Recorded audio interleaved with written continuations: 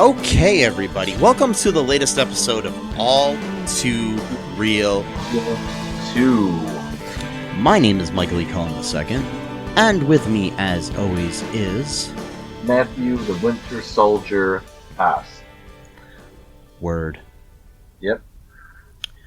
So, today on the show, I don't know what just happened to my voice. I became Andy Rooney there for a second or something. Today on the episode, folks. Anyways, we are... Isn't it weird? Oh, anyway, so, we are covering episode 4 of The Falcon and the Winter Soldier, the Disney Plus Marvel television series. We are covering episode 4, which is entitled The Whole World is Watching, which is an appropriate title here. It was directed by Kari Skogland, who's directed all the episodes, and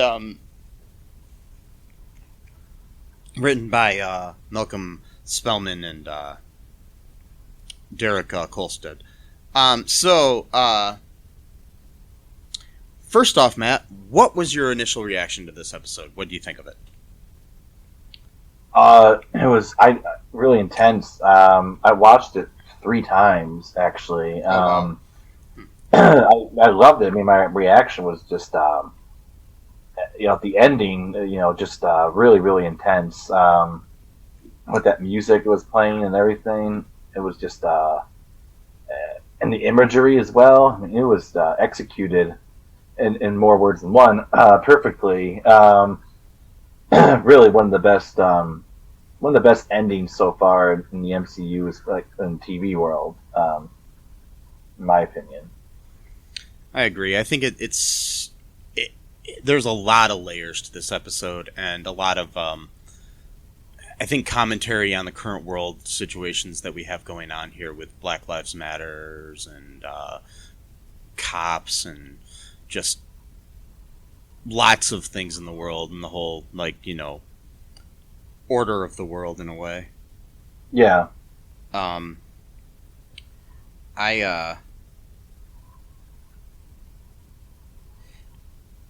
think that, it's hard to say which is my favorite episode so far, but I really do like this episode. A lot does happen.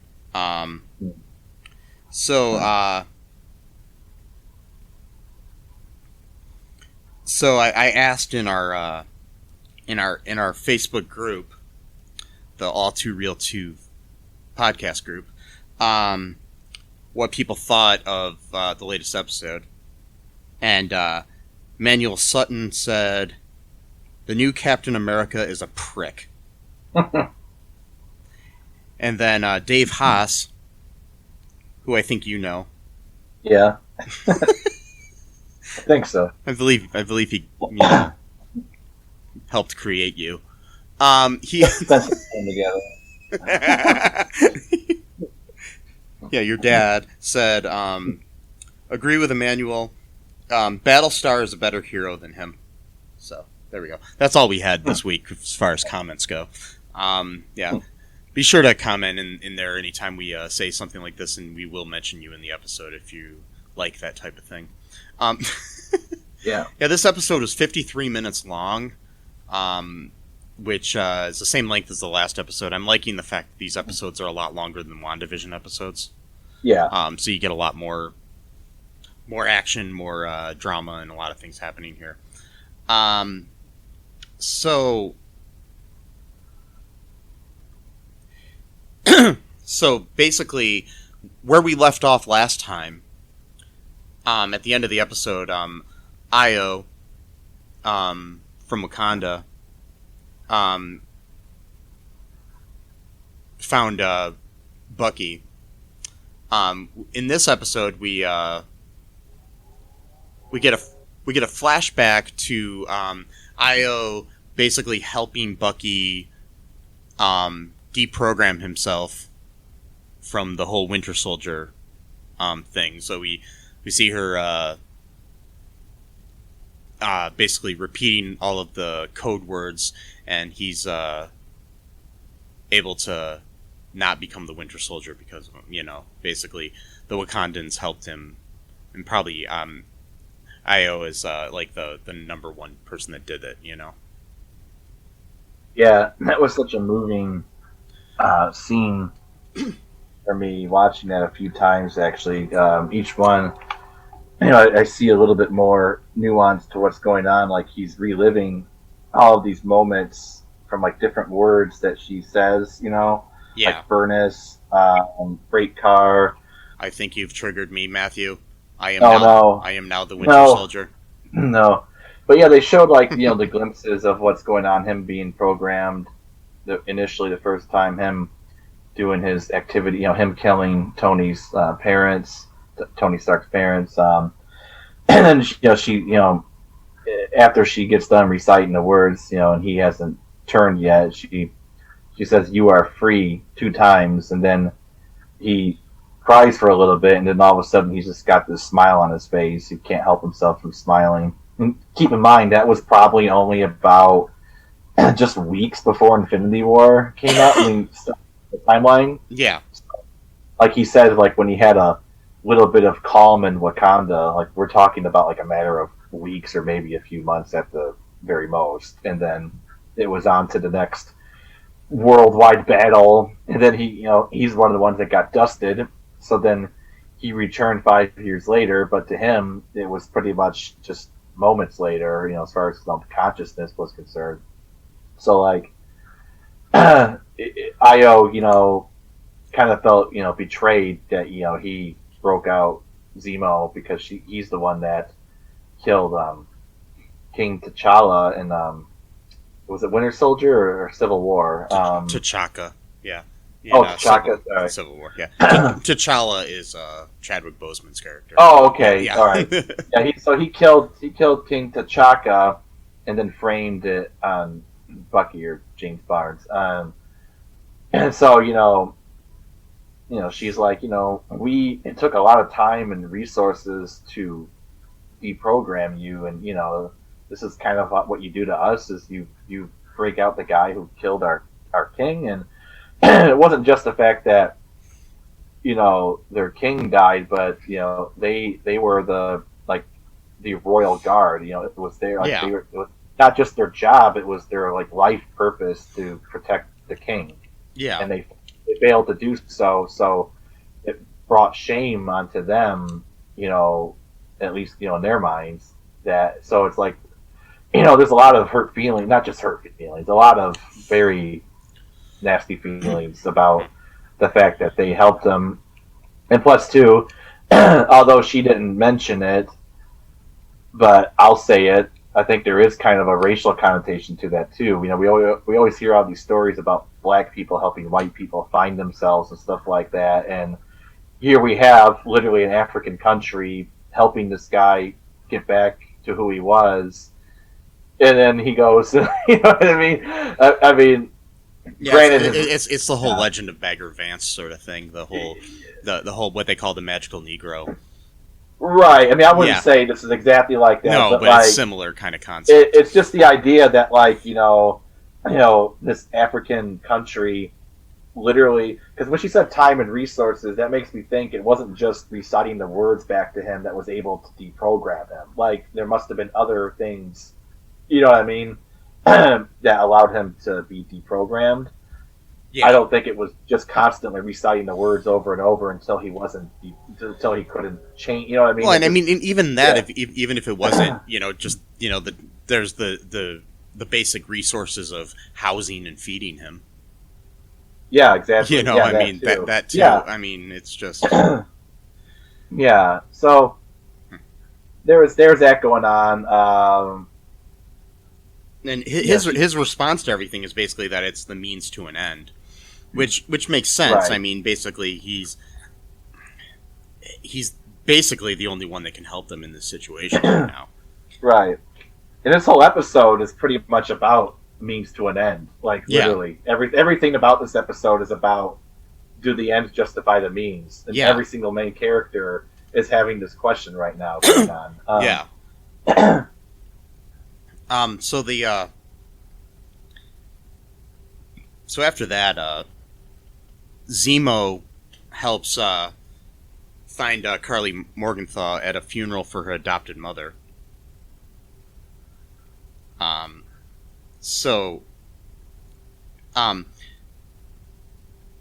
Basically, Walker, John Walker, aka the new Captain America, and Hoskins, the Battlestar, basically intercept them on the way to the thing. I mean, it was an interesting way that Zemo helped them find it. It was through he gave candy to kids. Yeah. It was kind of creepy in a way. Yeah, it's like, I got a van full of candy. You know, Yeah. It's Turkish delights. Yeah. Which Turkish I delight. actually like Turkish delights. A lot of people don't like them. I kind of like. I think they're good candy. But Yeah. that's Turkish just my delight opinion. on a moonlit night. Take me back to Constantinople. No, you can't go back to Constantinople. Been a long time gone. Constantinople, get the works. It's nobody's business but the Turks. Wow. Sorry. Anyways, anytime I hear Turkish delight, it just reminds me of that song. Oh, So, Istanbul, not Constantinople. yeah. Made famous by They Might Be Giants. Oh, that's right. I forgot the name of that band. You know, Yeah. Istanbul, what that word means. What does it mean? Islam is conquered, I think is what it means. Really? That's why they changed the name, because when the Muslims took over, started the Ottoman Empire, because Ottoman is basically just a Turkish variation of Uthman, and Uthman is named after the third caliph in Islam, Sunni Islam, third, because the Shias believe that Ali was meant to be the first caliph. And yeah, Istanbul, and Turkish, because Turkish language is like 20% Arabic and 80% its own language. And so when they took over, they changed the name of the city to Istanbul to say Islam is conquered, to basically put their mark. People do this shit all the time. It's not just Muslims. Christians do the same exact shit. But it's just a way of like saying, we're in charge now, boy. It's funny that they changed it from Constantinople, which was named after Constantine. Exactly. Who is a Christian leader anyways, so it was like it was just a change of power. Yeah, exactly. Yeah, but I mean, my thing is the name of this town was already basically saying Christianity was better. Exactly. It's just what it's like power changed hands is all it was. Now I know it's a weird tangent I'm going on, but like Erdogan, who's the dictator of Turkey, he calls himself president, but he's pretty much a dictator. And he's so like in the Hagia Sophia, how do you say it? Hagia Sophia. I'm not sure. There's a temple called the Hagia or the Hagia Sophia in Turkey, and excuse me, even during the reign of the Ottoman Empire, for most of its reign, which is lasted about 600 years or something like that, or maybe a little bit longer, and they even during that time when it was clearly Islam dominates that area, that temple was like a neutral zone, it wasn't like a mosque. It was everyone could worship in that same place. So Jews could go in there, Christians, Muslims, even some of the people who maybe had a sort of pagan pre-Islamic Turkish religion or whatever, they could all worship in that place, and it was meant to be kind of like a universal neutral zone or whatever. But Erdogan last year, because he's trying to consolidate power to himself to become a dictator in that country, and he's using Islam is like his like conservative Islam is sort of like his power base or whatever. Because Turkey used to be actually, I know it's got nothing to do with the Falcon and the Winter Soldier. Just bear with me. So Turkey used to be like a secular, like a secular nationalist state, and so much so that they actually changed the Arabic alphabet into Latin. They made the Muslim men wear like Western style suits. They made the women like take off the hijab. Like they literally like forced like European, like modern type of European dress and language and culture on onto the people, even though most of them were religious Muslims, and they tried to like basically like indoctrinate them out of that kind of belief system and culture for like 30, 40 years straight. And then all of a sudden, back in the 80s or late 70s, conservative Islam started to become ascendant again, and so then and then because a lot of those guys were businessmen, really successful businessmen, and you know how that always goes. The people who got the money, they pay off the government. You know the whole symbiotic relationship. Yes, this got nothing to do with Falcon, and then so he, long story short, because that's his power base. That's where his money comes from as well. So he's using that base to consolidate power to himself, and then he officially turned Hagia Sophia into a mosque last year, basically as his way of saying like "fuck you," like everyone else. Like I'm becoming your dictator. This is a mosque now. I don't give a shit for the past 1,000 years that this place was like a neutral zone. Now it's a mosque. Either get over it or complain about it, and I'll arrest your ass. And that's my review of Falcon and the Winter Soldier. The whole world is watching. Sometimes you get history lessons here, you know. So yes. So back to the show. So Zemo basically through this little kid helped find out where the funeral was going to be. After both Sam and Bucky tried as well and failed because nobody was talking to them, you know. Mm-hmm. So basically he got them to tell by giving little kids candy. Yeah, it sounds bad. But also too, he told them that Sam and Bucky were bad people and don't trust them. Yeah. So he's got his own little agenda like usual. Yeah, I'm sure he does. So basically they get to the funeral. After Walker and Hoskins kind of joined them.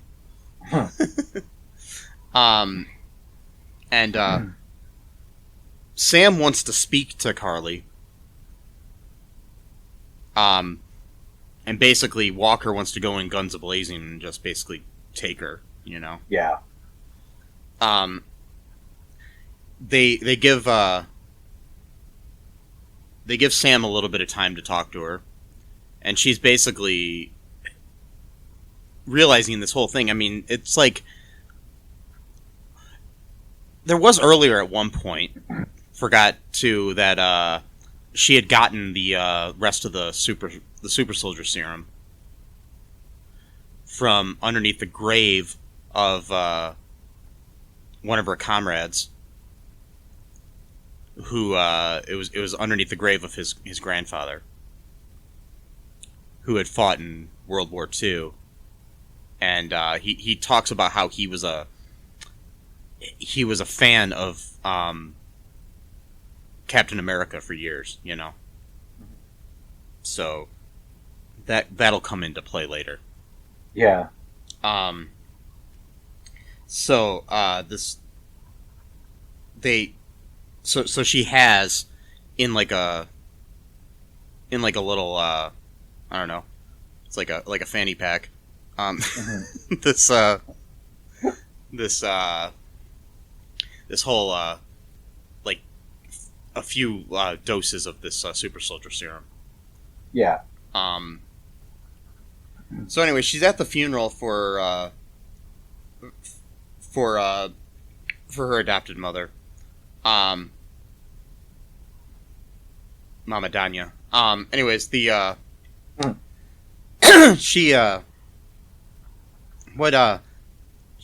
so she gives this like really impassioned like eulogy at the thing and speech about what they're fighting for, basically. And Sam's up in a balcony at the location there, and she sees Sam while she's giving her speech. She basically Sam goes in to meet with her. Like I said, Walker wanted to go in guns a-blazing and basically take her, take her either into custody or kill her, Yeah. Because he's all about, fighting and not, negotiating, basically. Yeah. So Wilson speaks with Morgenthau alone after the funeral and attempts to persuade her to end the violence that she's been perpetrating. And while this happens, Walker's too impatient, and he decides that he needs to intervene and get in there, Yeah. So what happens here, Matt? Well, Carly predictably thinks Sam, set her up so that, it would give him back up enough time to arrest her or whatever. So, and pretty much ruins any kind of goodwill that he had already made with her. Because, he was already kind of getting her to sort of see his point of view a little bit by kind of tricking her into like sounding like a villain without realizing that that's what she's talking about, because then she caught herself and it was like, no, that's not what I meant. You're tricking me to sound like, one of those people. Because earlier, so Zemo, is still going on his whole idea that the very concept of a super soldier, leads to problems. So like, no matter the intentions of the person, like what side they're on, the very concept itself inherently will lead to like more trouble. Like, even if you're doing good, it's like, it's best to just not even have that kind of person around, no matter what. Just like, if you want to do good, just do it without it, because with it, it's going to come with a whole host of all their problems. And he referred to them as supremacists, and he lumped in the Avengers with them because he has not really forgiven them for what they did, or what they caused, I guess, by accident. Because, Tony accidentally created Ultron. It wasn't on purpose, but he did. And that's what led to his family being killed in Sokovia. And I mean, so, he isn't wrong. I mean, basically, no, he's not. It's because, we as the viewers, we are on the side of the side of the Avengers. It's just they sometimes do things that are not right because nobody's perfect, and right. It's kind of like the basic concept. I mean, that falls into this and almost any superhero thing is like what Harvey Dent said in The Dark Knight, where it's like, you either die a hero or you live long enough to become the villain. Yeah, exactly. Because once you build a power base, now politics get involved and you have to govern somehow. And, there's always going to be people that don't agree with your form of government. And then you have a choice to make. Either you go through with all your plans without any resistance, and you just quell any resistance you have because you know best, and they're just going to have to deal with it somehow. Or you listen to the people's concerns, but then you risk not getting your plans done in a timely manner or done at all, or you have to compromise a little bit so you don't really get to actually do what you really wanted to do. And then, depending on your personality, if you have an all or nothing type personality, getting half of what you want doesn't amount to shit because it's not really what you have in mind. So it's not going to work at all if you can't get, like, the people who have that kind of person. I kind of have that personality a little bit. So it's like kind of like basically the idea for people like me, I guess, like, because I'm kind of like that myself. It would be like saying like building half of a car. It sounds nice, but you need the whole car in order for it to drive. Like, you can't, you know what I mean? You can't just say, oh, I'll put two wheels on, or I'll do the back half or the front half. The whole car needs to be assembled in order for it to run effectively. Yeah. So, so Zemo is basically, that's what he believes is, but then even he starts talking like that, saying that, super soldiers should not be allowed to exist. So then Bucky's like, well, you sound like you're talking like a god now, that you're saying that they can't exist or they must not allow to exist. So there's a lot of this idea of supremacism, but also to using supremacism in order to end other forms of supremacism, like Zemo, and then we find out later on Carly, when Sam is kind of sort of trying to deprogram her a little bit in his way, almost like how Io deprogrammed Bucky a little bit differently. Yeah. So like he's saying like, well, I was just talking to a man who knows more about super soldiers than anyone on the planet, and he said that you're a supremacist. And she's like, no, that's ridiculous. I'm trying to end supremacy, and they're the ones that are supremacists. And he's like, okay, well, do you have more serum? And she's like, yeah. So, and he's like, okay, you're going to build an army, right? And she's like, yeah. And it's like, well, you're killing innocent people. And she's like, they're not innocent. They're just roadblocks on my way to get what I need to get done. And it's like, it just sounds like a terrorist would say, It's basically what she's doing is she doesn't understand that she's fighting fire with fire. Right. Because, I mean, the basic idea, you can't win. I mean, it's like you can't create peace through war. I mean, you can, but it's like it's still war. Well, sometimes you can, but I mean, it comes at a very high price. Yeah, I was gonna say the ends might justify the means, but basically you're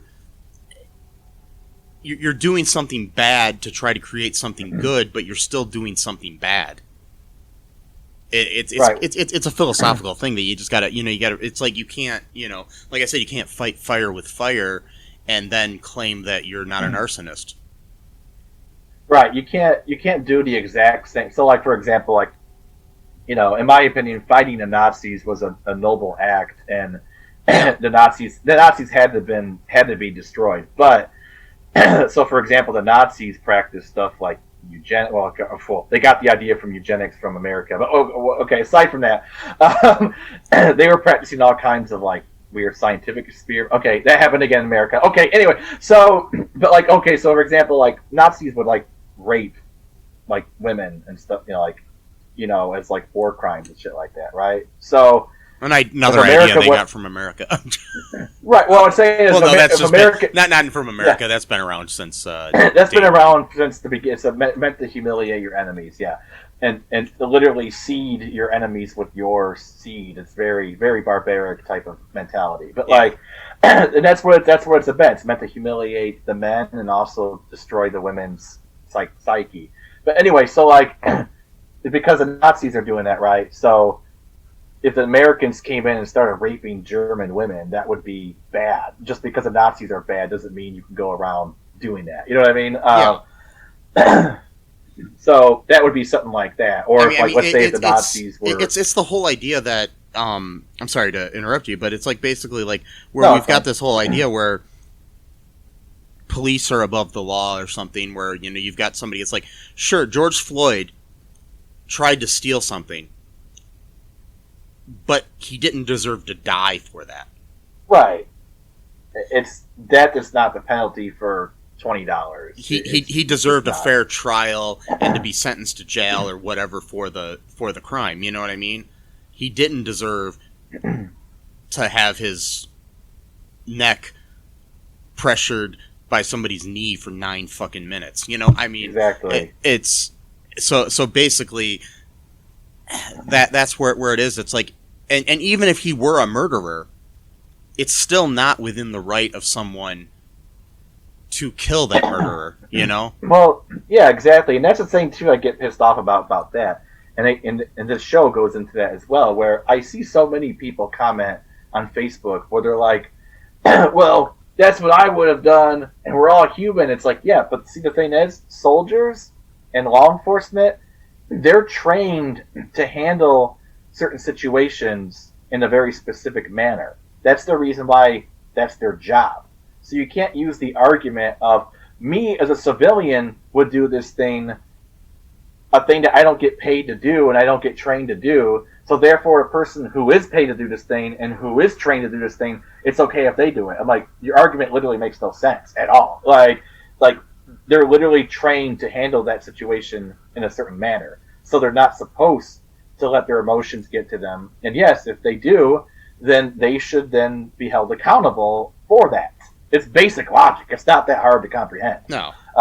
But a lot of people seem to be very hard to comprehend it. So, do you want to take a quick break here, Matt, and then we'll come, sure. But yeah, we'll come back and we'll talk about the rest of this episode and also how it applies to our current society. Yeah, we'll be right back.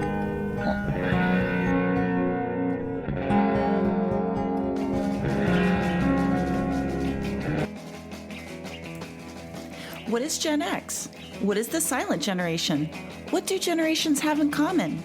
Hi, I'm Trish the Dish from the Gen X Voice podcast, and I invite you to listen to conversations I have with folks from different generations, backgrounds, beliefs, and experiences in an attempt to see what connects rather than divides us. Even though Gen X has been called slackers, Karens, or not mentioned at all in some cases, we are the bridge generation, so I feel compelled to do my part to destroy ageism by bringing all these voices together. And, as a bonus, each guest gets to answer some 80s questions at the end of each show. So download and listen to Gen X Voice today on Apple, Spotify, Amazon, or wherever you listen to podcasts. And let's see how much we have in common after all. Hi, this is Catherine, host of a new fashion podcast, The Real Fashion School Dropout. Join me as I interview guests every week in the fashion and beauty space, and we gossip on all things fashion and beauty and even get into some personal stories of their journey in the industry. You can find us on Apple, Spotify, pretty much wherever you get your podcast. Hope to see you there.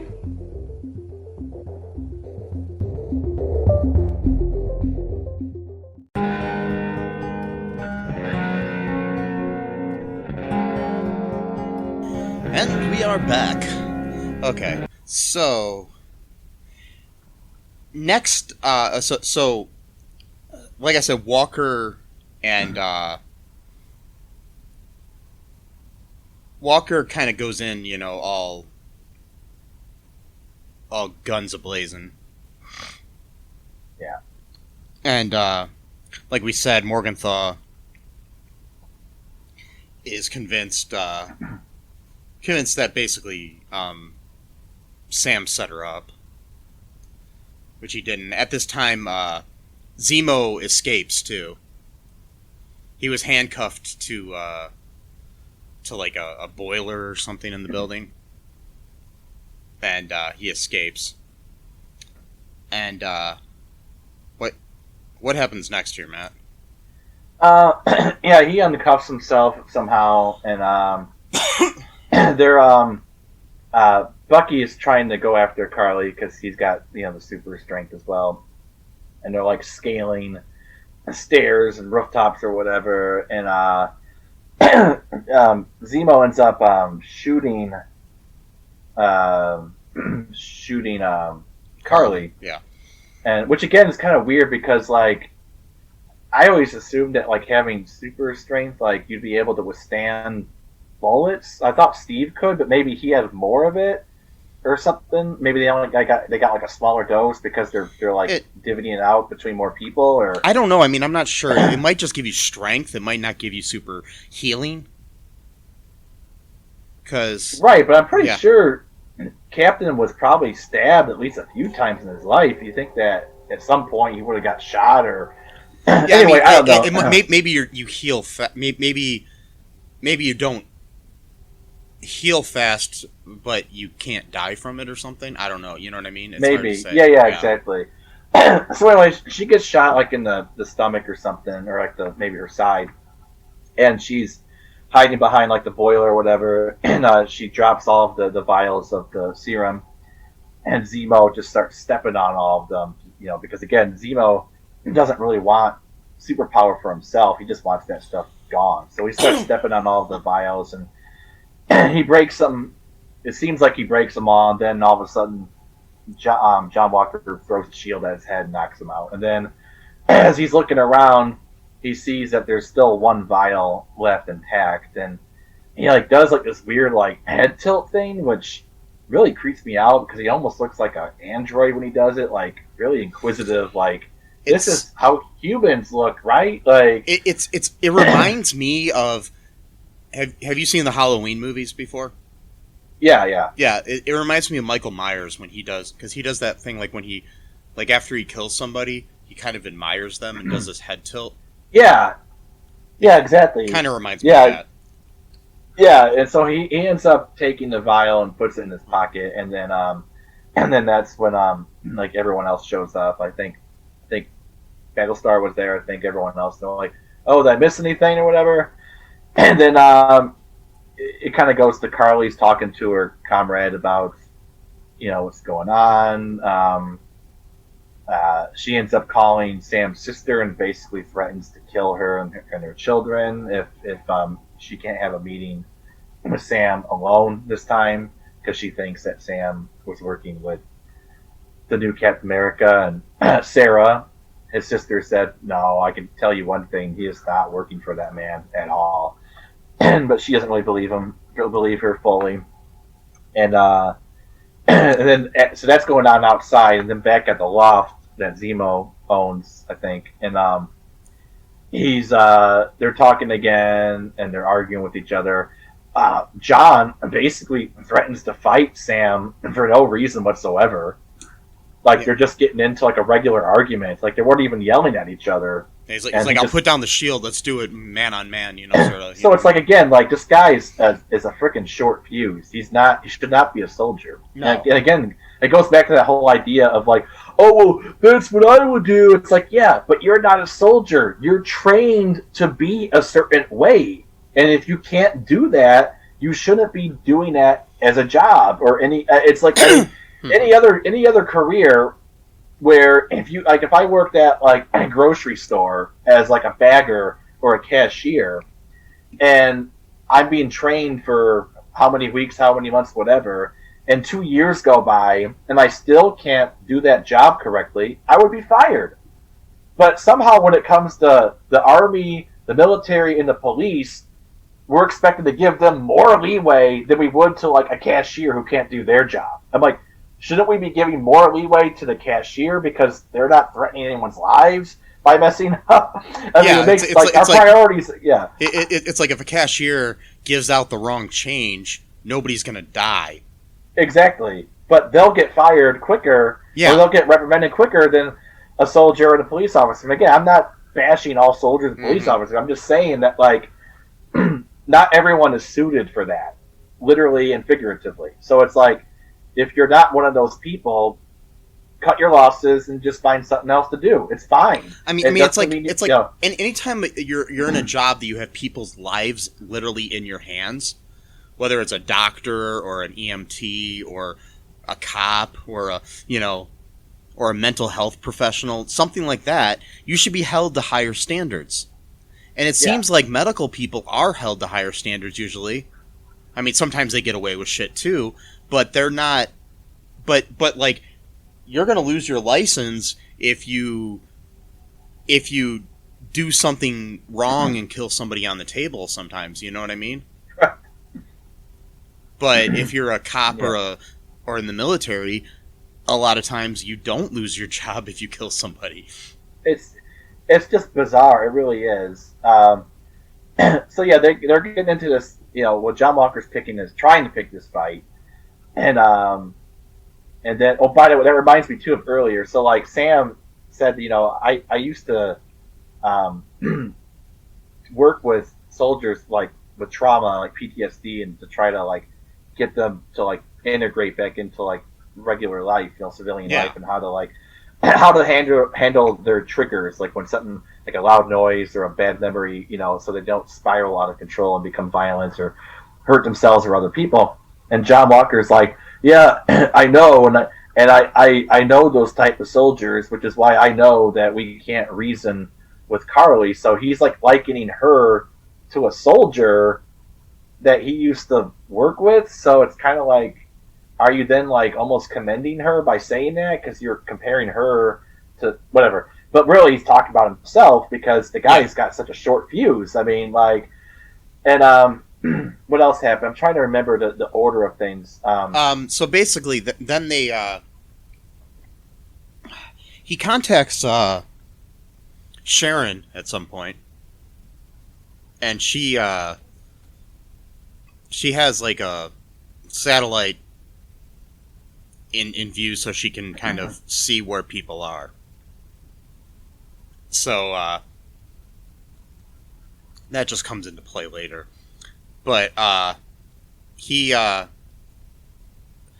Sam. Before that though, we do have the Dora Milaje come in to take Zemo. And they come in. Yeah, and while they're trying to, it's right before it's right after John tries to fight Sam, and so they come in there and they start fighting to get Zemo basically, and they get in this big fight with Battlestar, Falcon, Winter Soldier, and Captain America. The new, too, but so again, that whole scene too. So like, John Walker then shows his disrespect to the Royal Guard, essentially. Yeah. Talking about let's put down the pointy sticks. It's like, come on. So again, it's like, when there's a reason why they used to be a thing, and I don't even know if they even do this anymore. The military used to have a thing where it would be like called like winning the hearts and minds of the people. So like they would have people where their whole job was to basically like learn about the culture, learn their language, talk to the people, and kind of earn their trust and to actually earn their trust, not just to trick them, but to like actually like forge relationships with these people. You got John Walker here talking about pointy sticks, and he tried to put his hand on the shoulder. I'm like, dude, this is the Royal Guard. You don't for a kingdom. You don't put your hand on the shoulder. Yeah. I mean, come on. Like you gotta know this stuff. Like I mean, you gotta show proper respect. I mean, come on. Plus, too, she's a woman, so that's got another aspect to it. Like, should you really just be putting your hand on some woman's shoulder that you just met? Like, come on. He's trying to tell them that they don't have jurisdiction there either. Right, and he does. And it's like, basically, they're just basically saying we have jurisdiction everywhere. It's anywhere. Like, yeah, exactly. and so that fight was pretty awesome, by the way, too. Yeah, it was. It was pretty well done.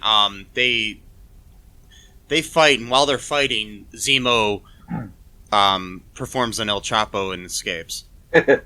Yeah. He has like a tunnel underneath like his bathtub in his bathroom. And so he's escaped. So they don't get him. At one point too, the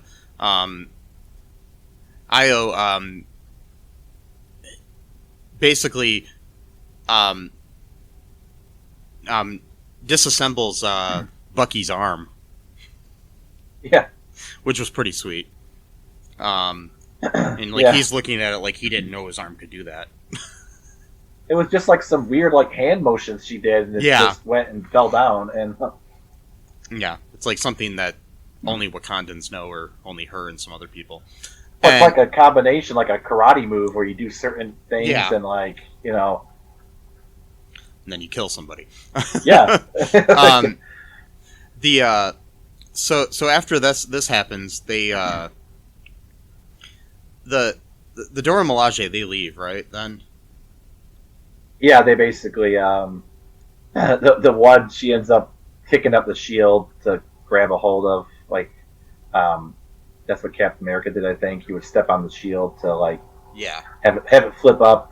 But Io tells her to leave it to him, so he keeps it.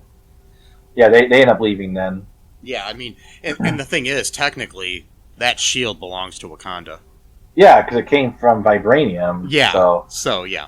And that wasn't the first one either. That was a different. They made like several of these. So. Yeah. So technically, they have a right to it. Yes, it's their resources, which again kind of goes back to the whole colonized mindset of, this is your minerals. We're going to take it for our own purposes. Well. Yeah. And it's also symbolic in my mind too of the whole fact that basically this whole thing is like, I mean, without Wakanda there is no Avengers, there is no all of this, and it's like it's kind of the cradle of civilization sort of thing in Africa. It is. I mean, literally, of all the superheroes originally comes from there. And they split off into different groups. You had the people up in the mountains. They were, they had different philosophy, but. So like Tony Stark probably wouldn't have become Iron Man. Yeah, I mean, Captain America definitely would have become Captain America. Yeah. So then next we have Sam goes to meet with. He plans to go meet with Carly, and Bucky insists that he goes with him. Yeah. And so what happens then? I don't know. I don't remember if this happens after or before that, but Lamar and John are at a food court at a mall at some point, and they're talking about whether they would take the serum if they were offered it. I'm not sure if that happens during this time. Yeah, I mean, and basically. Lamar says he would, and this echoes the scene earlier with where Sam is asked the same thing.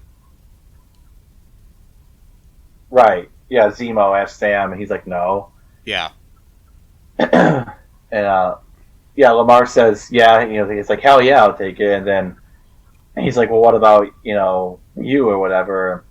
And he's like, "Well, wouldn't you be worried if it changed you?" And he says, "Well." Is that the whole thing that power just makes you more of who you already are, type of thing? So, which is literally what the doctors tell Steve in the first Captain America movie. So it kind of goes back to that whole thing. And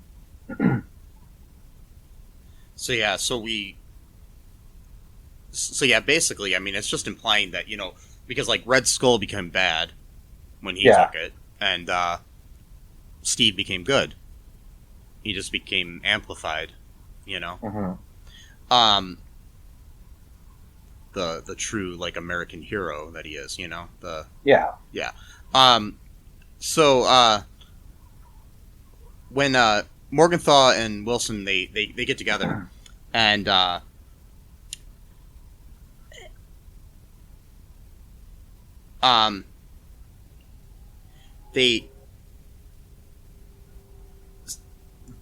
They have this meeting, and Walker and Hoskins show up as well later, and they engage in a fight with other members of the Flag Smashers.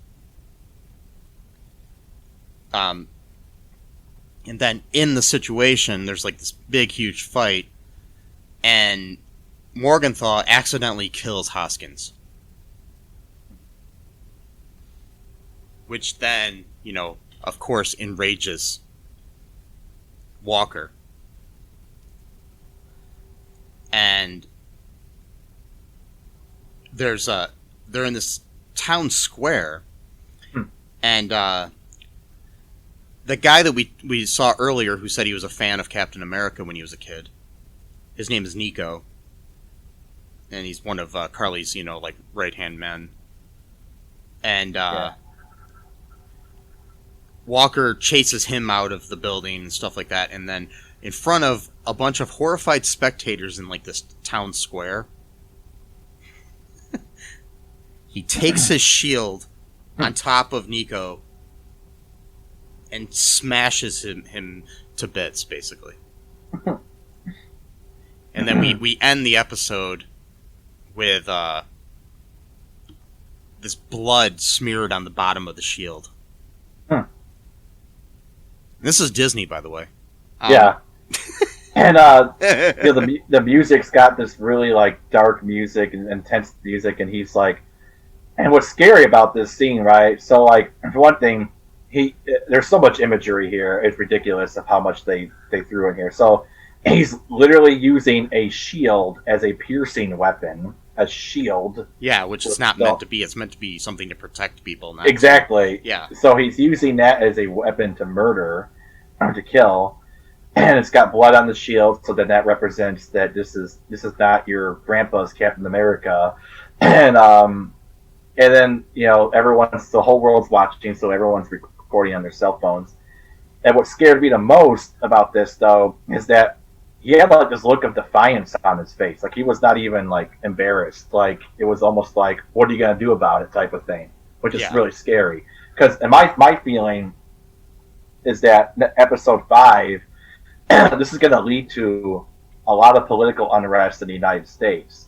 You're going to have ultra conservatives agreeing with what he did because they love violence. Yeah. Against minorities and other people that they consider to be unsavory and surly or whatever. So they're going to be cheering him on, like, yes, he's more violent than the original Captain America. I love it, And then other people are going to be like, no, like that's not what Captain America's supposed to be doing. He's not supposed to be killing people, especially in such a gruesome manner of stabbing them with a shield multiple times, and like he was doing that weird head tilting thing again he was doing earlier when he got the serum for the first time, and that head tilt thing freaks me out. I don't know what it is. We forgot to mention that he took the serum.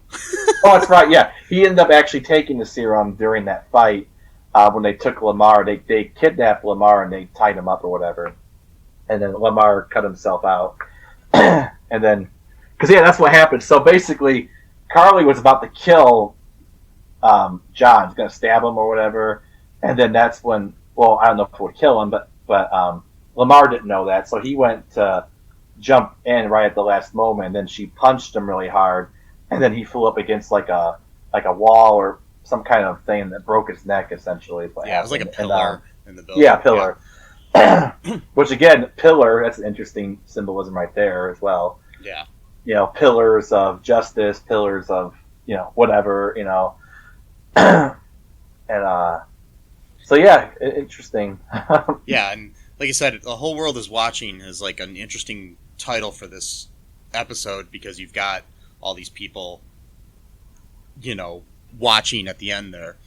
Do you want to take a break here, Matt, and then we can come back and we can talk about our some trivia and our speculation for what might happen in the next episodes? Yeah, let's do it. Okay, we'll be right back, folks. It's the ninja from the Ask the Angry Ninja Show saying, come listen to the show. We got the ninja wife to give you your movie reviews. We got the conscript to give you the ninja news. And we got the battle to talk about your sports. And as always, it is the Ask the Angry Ninja Show. So ask me a question, and we'll give you the ninja knowledge you need for your ninja life. Search for us anywhere you get your podcast from. Just search for the Ask the Angry Ninja Show and enjoy the show. And we are back. Okay, so here's some trivia that I found here. This is the first appearance of Wakanda since the passing of Chadwick Boseman. So this is the first time Wakanda's appeared, the actual, land of Wakanda. Bucky as White Wolf is different from the comic persona, as in the comics, White Wolf is the loyal adopted brother of Wakanda's King T'Challa, and is the chieftain of the Hatut Zarazi, the country's secret police, and a brutal warrior. The title of the episode is a line from Black Panther when Okoye warns T'Challa of exact same thing as he prepares to execute Ulysses Claw in front of a large crowd of bystanders who are all recording his actions on their smartphones. In this episode, John Walker does murder a member of the Flag Smashers in front of a large crowd of bystanders who are all recording his actions on their smartphones. The first time Captain America's shield, which is made of vibranium, is claimed by a Wakandan. In this case, a member of the Dora Milaje. Wakanda is the location of the majority of the rare vibranium metal. However, at Io's behest, the shield is immediately returned to John Walker. So yeah, like we mentioned earlier. So that's a little bit of trivia that we have there. Mm-hmm. So what do you speculate? So online, there's a rumor that there's going to be which we had when we watched WandaVision as well. Mm-hmm. There's a rumor that there's going to be a big cameo in the next episode. Okay. Well, I'll believe it when I see it, or if I see it. If there is going to be one, who would you like it to be, Matt?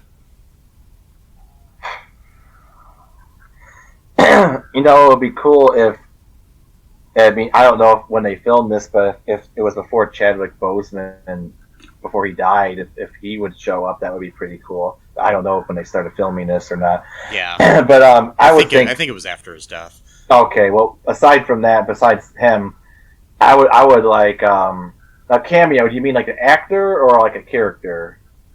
Well, it's a character. Yeah. Oh, character. Okay. I mean, it could be somebody we've already met or another Marvel character. Marvel character. Yeah. Let's see here. Well, we're in Europe. I don't know. I think it would be kind of cool if we found out that Steve is still alive and he's going to have to come out of retirement to sort of like sort this stuff out a little bit, at least from like the perspective of speaking. 'Cause I don't think he'll have the strength anymore to. I mean, he'll still have some strength, kind of like how Isaiah has it, but not enough to actually fight. You know what I mean? Really well, but so like, to basically play diplomat, like old Steve or something. Well, yeah. What I mean is like because this takes place 6 months after that, so I'm assuming he probably will still be alive. Who knows? But because Bucky is, he's around the same age as. Do they explain that why Bucky never ages, but Steve did? Is there a reason for that, or? Well, Steve went back in time and lived all those years. Okay. I can't remember exactly why Bucky doesn't, but it's like something within the serum or something. And well, yeah, because Steve went back in time, but still Bucky was alive that whole time too. So, or maybe they call him the Winter Soldier because they like freeze him for a while. I think they do put him in cryostasis or something. So he'll probably age normally then now or something like that. Okay, all right. I have my guess of who it might be somebody that's in the Black Widow movie that's coming out. Red Guardian, that would be awesome. Either him or it could be Florence Pugh's character, who is supposedly going to be the new Black Widow. Okay. Maybe her, but all of this would make more sense if the movie had already come out when it was supposed to. Right. Yeah, because they had it. Yeah. So who knows? I mean, it could be nobody. It could be somebody. I mean, it could be anybody. I mean, it could be. It could be somebody from an upcoming series. I mean, maybe it'll be Nick Fury. Who knows? Oh, it could be Santa Claus because Santa Claus is a mutant in the Marvel universe. So yes, and we are in Europe, so Yes. So I think it's gonna be like random guy number 3 from the Fantastic Four movie of that was never released. The Roger Corman. Did we review that one yet or not? I don't remember. I know we watched it. Yeah, we reviewed it. We just haven't released the episode yet. We will sometime soon. I totally forgot about I know. It was not a good movie. Well, yeah, that'll be coming up soon, so stay tuned for that, folks. But anyways, overall, I really liked this episode, and I can't wait to see where this is going. We got 2 more episodes, so a lot's got to happen in these 2 episodes. Yeah, because they kind of stretched this out a bit, so now they need to really ramp up the speed here a little bit. I mean, by the end, I think So- somehow Sam's going to become. He's going to become Captain America, but Yeah, it'll be Sam, interesting. Yeah, It'll be interesting to see how that happens. It'll be interesting to see what happens, like if there's some kind of any kind of you know, I don't know, like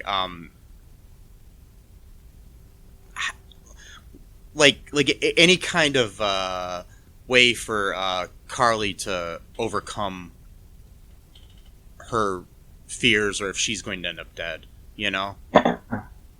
Either she'll end up dying a martyr, or Yeah. like while fighting, or she'll get killed right as she realizes the wrongness of her ways. Yeah. That's a common trope. Or she'll basically allow herself to be imprisoned for her, terrorist crimes or whatever type of thing.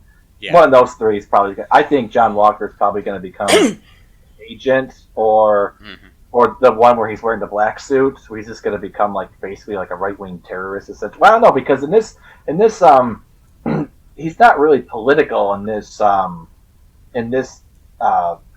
whatever you call it, rendition or I mean, I don't think he's going to become like a white supremacist or anything. Yeah, I think it's more he's more of a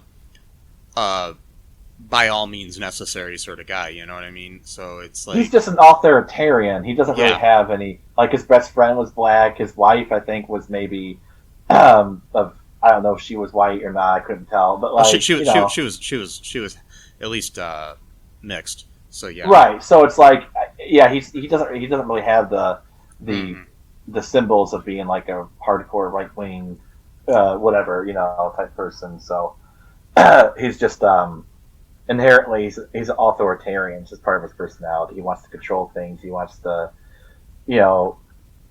punch, ask questions later. Which without Lamar now, he's going to be even worse because Lamar was always the one that kind of talked him down. So yeah, he was like the Jiminy Cricket on his shoulder, but he's not going to be there anymore. It's like right. Yeah, that really sucks because I like this character a lot. I wanted him to be around, but my thing is I think some people are saying that they thought they saw Lamar moving.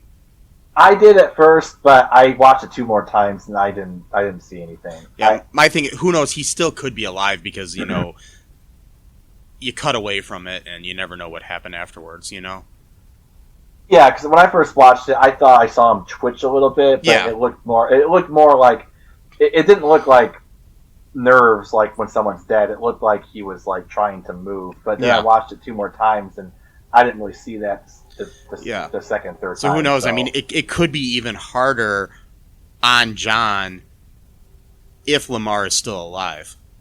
And like paralyzed or something, or what I mean is the fact is that he killed Nico. Oh right. kind of in revenge for Lamar's death. Right. But then you got to come to the realization that whoa, I killed somebody. And then Lamar's not even dead. That'd be interesting. For no reason. That'd be an interesting way to go. And it would be too because Lamar could change sides, which is what he does in the comics, right? He basically becomes Falcon, and then Falcon becomes Captain America. So we'll see. Does he? I thought so. I thought I read somewhere that he essentially he becomes not Falcon. He becomes like Falcon, how Falcon was to Captain America. He becomes that. Okay, gotcha. You know what I mean? Like second in command or whatever type of thing. Like, so yeah, we'll see what happens. Yeah. But again, though, Steve did not really view Sam as being second in command to him. Yeah, so. and I mean, like, there's a lot of different things because, like, in the comic books, Bucky is his sidekick, and yeah, it's different. So yeah, and there's so many different continuities. So it's hard to say where this is going. But, in its own continuity, actually. So that's what'll make it interesting. So, anyways, I really can't wait until next week. Please let us know what you thought of this episode on our Facebook group, or you can email me at mike@cullenpark.com, or you can go to all2real2.com and find everything there. Make sure you rate the show if you can. Yeah. Give us a 5-star rating if you like us. Tell us how much we suck if you don't. I don't care. Yeah, I'm a 5-star man. Are you? Yeah. I'm a 5-star general. Cool. In the military. Can I play us out? Yeah. Before Matt plays us out, just make sure you get vaccinated if you can. So we can. I got my first shot. I got my first shot too. I'm getting my second one next week. Cool. And get vaccinated. Wear a mask, people. Wear a mask. Yes, keep wearing a mask even when you do get vaccinated, just for a little while. Well, you have to anyways. It's because you can still pass it along. Yeah. And wear a condom. Yeah. All the time. All the time. Well, yeah. Well, okay. Wait. Wait. Wouldn't that mean that you have to have an erection at all times? Yes. So take Viagra. Wait. I mean, I guess technically you could still wear it, but it'd be loose. Maybe we need to rethink this, Matt. Maybe we need to, yeah. At least wear the mask, people.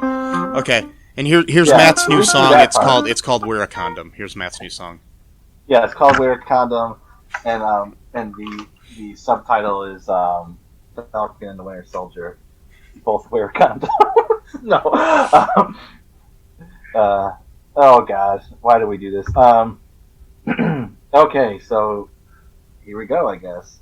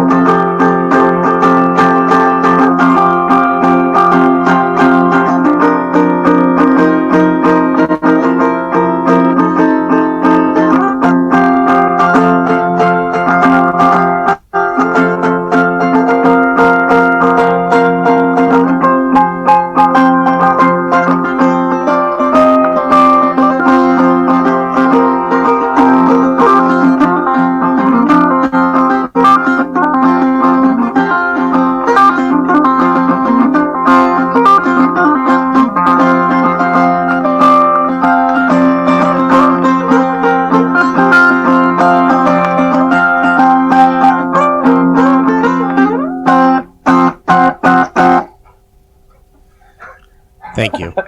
Kind of got lost there. That's okay. Well, bye-bye. Thanks for listening to All Too Real 2 podcast, a Cullen Park production. Produced and edited by Michael E. Cullen II. Music by Matthew Hawes. Subscribe and share the show. Visit us at cullenpark.com.